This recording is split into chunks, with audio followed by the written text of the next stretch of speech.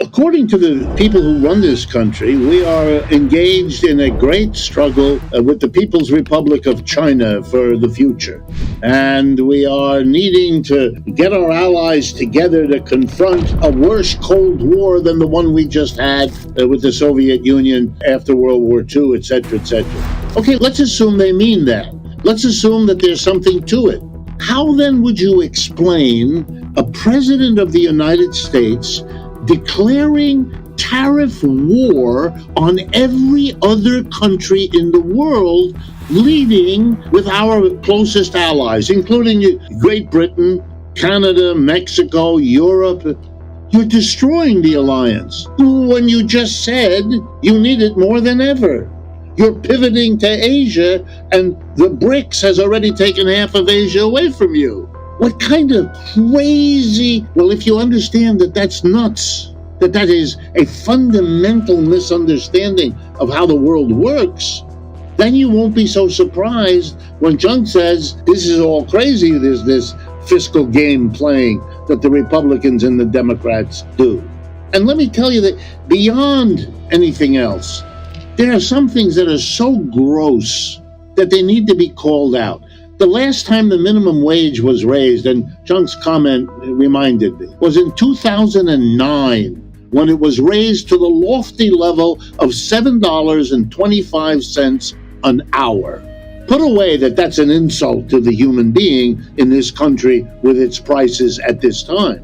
Put away that half the states of the union were so grossed out that they've developed state-level minimum wages much higher, including 2 times and more higher than $7.25. But neither Republicans nor Democrats have raised it since 2009. I'm an economist, let me tell you, prices rose every year since 2009. Sometimes a little, sometimes a lot. But during all those price rises, 16 years of them, we didn't give the poorest workers amongst us an extra friggin' nickel. What mentality? What is that? And again, Chunk's right. It's not about Republican, Democrat, capitalist, or socialist. What? And you give away massive amounts of money to the richest, and you can't improve the minimum wage of $7, which is, as we speak, it's still $7.25 an hour. I don't have the poetic words enabling me to ascribe the horror. When that kind of a person who's voted that way tells me about what the rich may or may not do if we were to dare to tax them, how come he's not worried about what those poor people might do if you don't give them a decent wage? Well, maybe that's the answer. Maybe that's what we have to wait for those people to finally articulate with their pitchforks what they think of the priorities of the society that we're in. The United States is the largest debtor country in the world and has been for quite a while. Its debt is now exceeding its GDP, which is normally in the profession a bit of a sign that you better be careful about what you're doing with your deficit finance. Here in the United States, these 2 cautions no longer hold back a large portion of our political leadership in both parties, I might add. So that their behavior has been, and under Trump continues to be, we are not bound by any of these constraints, partly because so much of the world's debt is in the form obligations in dollar terms, mostly by the U.S. Treasury. So we're free to do pretty much what we want. And so it's a politician's dream.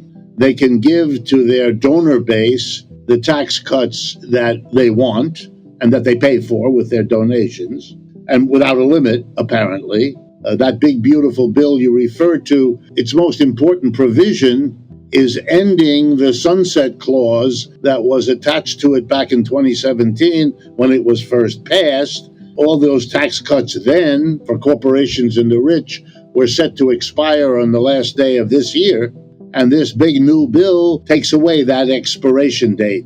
And so they can go on forever, and it adds a whole new collection on top of that.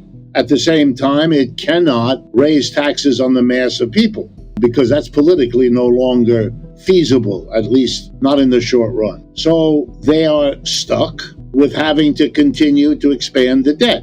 Hence your opening line here. We have a government cutting the taxes of corporations and the rich, dare not tax the masses, dare not cut programs as much as they might like, certainly not enough to prevent the debt from getting worse. So they do what most Republican governments do, make a big noise about fiscal responsibility, but never follow through. In fact, increase the debt, run the big deficits. They're bigger now than they've ever been in the last few years. So we're seeing quite conventional Republican activity, although dressed up as if it were a great new Trumpian alternative. It isn't. It's very old. If there's anything new, it's the gimmick, which isn't going to work and isn't working yet. It's a gimmick which is to maneuver so that you do limit the extra debt by getting the rest of the world to pay tariffs to get into the United States and to give them some new revenue, tariff revenue, to supplement what they are unwilling to get from their own people in an income tax. And you know how the tariffs work. They're paid by American companies that import anything, and those companies will, once they have to pay that tax, do everything in their power, either to shift it to the mass of the American people, giving us an inflation, or squeeze the origin countries to lower their prices. Either way, it's Republicans lifting the tax burden off the corporations and the rich and spreading it to the mass of Americans or to foreigners. And this is called making America number one. The federal government, faced with all the issues it faces, could tax corporations and the rich. Let's be really clear, because one of the things that Trump correctly celebrates about that period back before 1978 was one of the remarkable things at that time was that the tax rate on corporate profits was much higher than it is today. And the tax rates at the higher income, individual income level, much higher than it is today. So it's not as though we have no evidence. It's not as though we have no experience. It's not as though taxing corporations and the rich is some terribly radical new idea. It's none of those. It's an old idea for which we have much evidence, and we could and we should be talking about it in this country. But it's worse than that. Because here comes the economics. If you don't tax corporations and the rich, and if you can't offload that tax burden onto the mass of people because you've already been doing that for a century, then you end up borrowing the money. That's what a deficit means. The government spends and borrows what it refuses to tax from the corporations and the rich, whose taxes have been lowered. Well, now I want to remind everyone, ask yourself a simple question.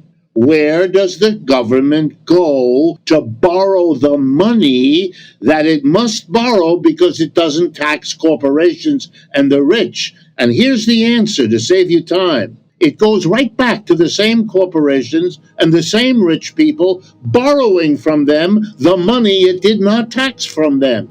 You understand? That's criminal hustle. Every rich corporation and every rich person in America who's even a little bit honest knows what I just said. They know that in this country, the government gives you an option. We will come and tax your money to do what we have to do, or here's an alternative. We won't tax you. We'll borrow it. 10 years later, we'll give it all back to you, and we'll pay you interest in the meanwhile every year. Every rich corporation and every rich person knows which way to choose on that three-card Monte operation. This is a joke. We live, and Junk is good in articulating it, we live in a society where the only thing exceeding the grossness of its fiscal situation is the hypocrisy with which they cover it over as if it were something other than the straight-out robbery that it is. With all due respect to the great country of Great Britain, you do not play the role in the world that you once did. Your empire is gone. Ours is in the process of following you into the dustbin of history, but we in America don't face up to that any more than we face up to the shenanigans of our fiscal system. But here's the reality. If billionaires based in this country were to start leaving, then we have the power as a nation to say two things to them. You can go. Your wealth, that which is here, it's going to stay. And you know why? Because you are evading your responsibilities. Number two, if you are involved in a business that depends on the United States in one way or another, you're not going to be able to recover that situation. If in no other way, because a new president will go around the country telling everybody what has been done by these individuals associated with these companies. You want to see what will happen to American businesses? They're learning now what happens if you run afoul. The man learning it is named Elon Musk, and his company is rushing into the toilet because of his falling afoul, in this case, not of the country, but of the leader of this country at this current time. But it's a good lesson in what could happen if a different leader with a different agenda were to say, wait a minute here, you can't walk away of a century of this behavior. It's not just what you did last year. We're talking about the accumulation of something that has to really be set right. They may be able to walk away and not worry about what England might do, all due respect, but they can't do that with the United States, and they know it. Moreover, for many of them, being in New York or LA or wherever they are has meaning on many, many levels.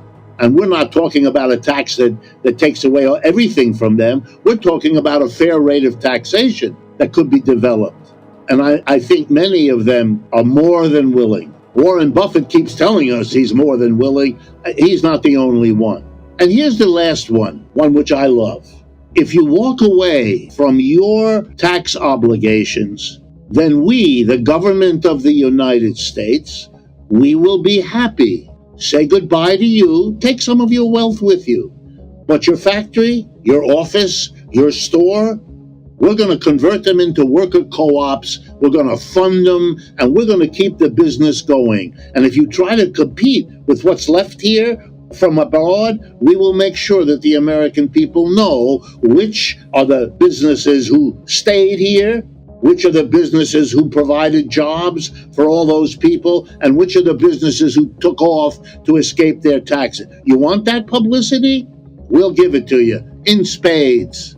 No, we are not powerless. The game of threatening we will leave only lasts so long as you can't think about all the things we might do if you actually come through on that threat.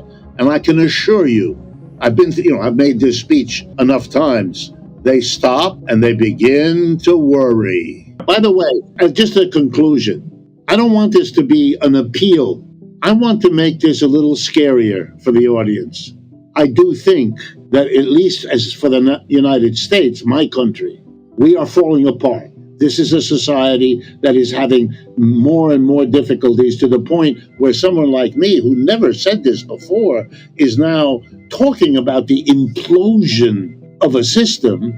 We better have these conversations, because the more options we can talk about and think about, the more the experiments will be diverse enough to give us a future, other than to have the implosion take us into places we do not want to go.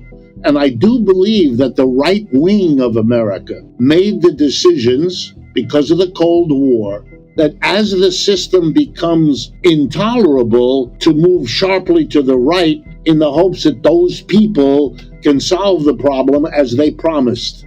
Mr. Trump is not solving the problems of this economy, not even close. And that failure will dawn on everybody. It's already visible in the Epstein noise, and it's coming, and it's going to be a moment, and I don't think it's far off, when you're going to see the population veer to the left, looking to see whether those on the left might offer a better shot at doing something to fix the system, now that the right wing had its chance and didn't do it very well. I see that already around me, even in my conservative colleagues in economics, which is not, in case anyone is wondering, a progressive tradition or a progressive discipline. It isn't. Very status quo. But even among them, I'm beginning to discern that shift. And those who are skeptical, let me remind you, when capitalism came close to collapse in the years after 1929, the working class of this country went sharply to the left. It joined two socialist parties, a communist party, and it joined the CIO with the greatest labor organizing drive the country has ever seen. And so the idea that the population can't go to the left at a moment of crisis, that's negated by the history of the country itself. Let me just remind people that tariffs have been used by countries for hundreds of years. There's nothing new about it. The United States has used them on several occasions, so it's part of our history as a nation as much as it is of virtually every other nation at one time or another. And what that means is that it's a well-recognized tool of economic policy. There's an immense literature. If you go to any big library, you'll have shelves and shelves of books and hundreds of articles. In every economics department that I know of every college and university, one of the courses typically offered is called International Trade. It's a part of the curriculum of economics. I have taught such courses. Students who've been majors in economics have had to take them, and so on. In those courses, there's always a segment on tariffs. That's how established it is as a part of what you want to know about if you're doing international trade. The reason it strikes many as suddenly surprising is that we are coming off of a period of 40 years, roughly since the 1970s, when the name of the game was the opposite of tariffs, namely open trade, or sometimes called free trade, or neoliberalism, or globalization. It has lots of names, but it mainly means that for the last 40, 50 years, we have been celebrating as a society the idea that the best thing in international trade for everybody would be free trade. No tariffs, no interference by any government in the free decision of people where to buy, where to sell, where to go, all of that. It's part of the right-wing ideology that the best government is the least government, the notion that the government is a burden. This has been very dominant, and clearly Mr. Trump represents the utter rejection of all of that. Now, it's peculiar, again, particularly now for Americans, because the Republican Party, of which Mr. Trump is the head at this point, has for at least a century become famous in the United States for everybody as being the party against taxes, always wanting to cut your taxes, always making fun of the government as wasteful and unnecessary, and therefore we didn't need to pay taxes to such a wasteful, unnecessary bureaucracy. We all grew up in that kind of talk. It's the right-wing spiel, it's the right-wing mantra, and it gets repeated forever. And the Republican Party is the embodiment. So now you can realize what a pickle we must be in if the Republican Party and its leader, Mr. Trump, are now doing what? The opposite. The total, complete opposite of what we've been doing for 50 years and what the Republican Party has stood for 100 years. What is he doing? Number one, the tariffs. That's the government coming in and interfering in the trade between the United States and any company in the world that ships stuff here, any country in the world which encourages its producers to ship stuff here to make money. Instead of being able to find a market here and serve that market in a free enterprise way, the government is coming in and saying, no. No. You can't do any business unless you have a tariff pay. Tariff is simply a word for a kind of tax. Nobody should be fooled. It's a tax by another name. You could choose to call a rose a goo-goo. It doesn't change. It's still a rose, but you need to call it a goo-goo. And the only interesting question is why. It's very clear why Mr. Trump wants us to talk about tariffs. He's hoping that a good number of us are not aware that a tariff is a tax, because then he'd have to explain how is it that your Republican Party is hitting not just all Americans, but the whole world with tax. And it's going to make Mr. Trump as unpopular as you can imagine, actually worse than that. Maybe we can get to that. All right, now who pays the tax? Another area of confusion. Americans pay the tax. When Mr. Trump says, I'm putting a tariff on China, that's very nice. That makes it sound like Mr. Trump, who's the leader of the United States, can put a tax on Chinese people or businesses. He cannot. It's not the way the world works. The only government that can tax China is the Chinese government, just like the only entity that can tax Americans is our government. So the tariff is a tax paid by Americans when they bring foreign goods or services into the United States that were produced somewhere else. That's all. It used to be called, earlier in American history, an import duty. But it's all the same thing: tariff, import duty, tax on imports. Americans who bring stuff in pay it, and they pay it to the American government. And that's where this is the story of how serious our country's troubles must be if the party that is anti-tax is hitting all of us with an immense new tax. No one should be fooled by the language being used that wants to point everywhere else but what I just said. The second thing is this nonsense, another game of wordplay, the Department of Government Efficiency, DOGE, the responsibility of Mr. Trump's other president, Elon Musk, who's going through, with Mr. Trump's approval, of course, and slashing government programs by firing huge numbers of federal employees. Now, let me begin. I'm a professor of economics. I teach what efficiency is. This efficiency has got nothing to do with efficiency. Here's what it does have to do with. The problem of the United States, it has many, but one of them that is summarized is the fact that we are out of control as a society with the level of our governmental debt.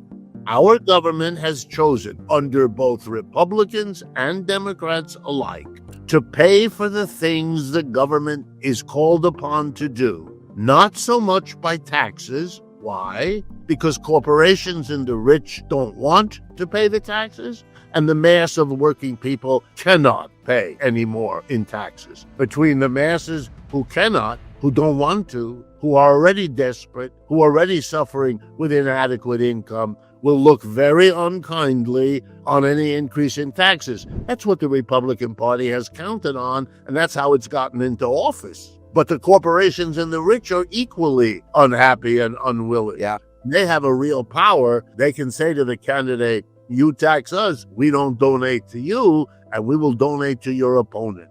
So the government finds itself blocked. It can't go after corporations and the rich. If anything, the two parties compete in giving them tax cuts, and no one has been more generous than Mr. Trump in doing that. But they also can't go to the masses. So what they have done is borrow the money. They go to corporations and the rich and they say, okay, you win. We won't tax you. But now we want you to take the money you didn't have to pay us in taxes and lend it to us. We will keep it for a few years, pay you interest every year while we do, and then pay you that money back.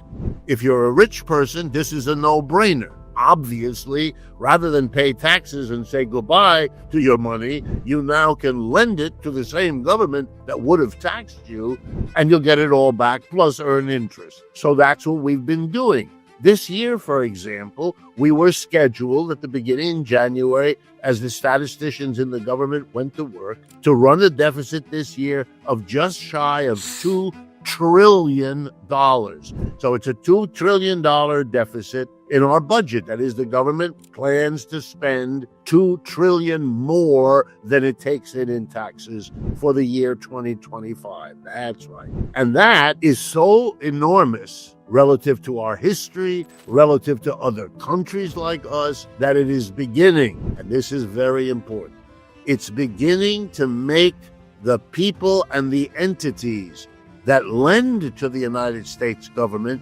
making it possible to run a deficit, to say to the U.S. government, we're not going to lend you anymore because you are a deadbeat. You're the kind of country that borrows and then cannot pay back. And we're not going to risk our money. A week ago Monday, we had a crisis because the largest single creditor of the United States, which is the country of Japan, made a decision that looked like it doesn't want to lend anymore. It's the number one lender. By the way, the number two is the People's Republic of China. That's right. They're not so interested in lending either, especially to a country that attacks them and provokes them, which Mr. Trump does literally on every occasion when he can think of it. So we are in trouble. Now, I can connect on the basis of this, the tariff on the one hand and the firing of large numbers of federal employees on the other. Firing the federal employees saves the government spending on them. You don't have to pay them a salary. You don't have to give them a budget to run the AID or the IRS or the you name it as they savage them. Much more important, by the way, than the wages saved. That isn't very much. Not spending all their budget, that's a lot of money. So reducing the deficit by firing federal employees. Now the tariff. The tariff is a tax on working people. It's fooling American workers. Here's how it works. The American importer of Japanese electronics or French wine or Italian suits, they now have to pay X dollars of a import duty if they bring that product in. And that's their business. That's what they're going to do. So for them, the price of everything they bring in has just gone up because they have to pay a tariff tax to Uncle Sam. What are they going to do? Answer. They're going to try to push the burden of that tax onto the retail customer, you and me. So the wine in our liquor store is going to go up because the merchant in that store had to pay more to the importer in New York who brought the wine in because of that tax. And in this way, we, in the higher prices we have to pay, or the importer, in whatever he takes of it himself, if he doesn't raise the price to us and it's out of his pocket, the government is now raising more taxes while it spends less on all those federal employees it fires. It's reducing the deficit. And who is left unhurt by all of this? Answer. Corporations and the rich. That's how it works. They don't have anything to, in fact, they want this because it means the government, by saving money on the mass of people, by burdening the mass of people with the higher prices that these tariffs are going to cost us, are making the government a more reliable entity to lend that money to that they don't have to pay in taxes. Here's the way that one of my close friends, a fellow economist who some of you know, he used to be the Minister of Finance in Greece, he put it very nicely in a recent interview. Trade war is simply a disguised form of class war. It's the war of the employer class against the employee class. Remember, folks, the U.S. Census tells us that 3% of our people are employers. They're the ones who decide whether a price goes up or down or stays the same. They're the ones, those employers, who are going to decide how to handle passing off the cost of the tariff onto the rest of us. But make no mistake, we, the retail buyer, will, when all the dust settles, be paying the lion's share. And in this way, we will be funding the tariffs that go to Uncle Sam. Mr. Trump is doing the work of the corporations and the rich who run this country, and you have no better illustration of it than what's going on right now.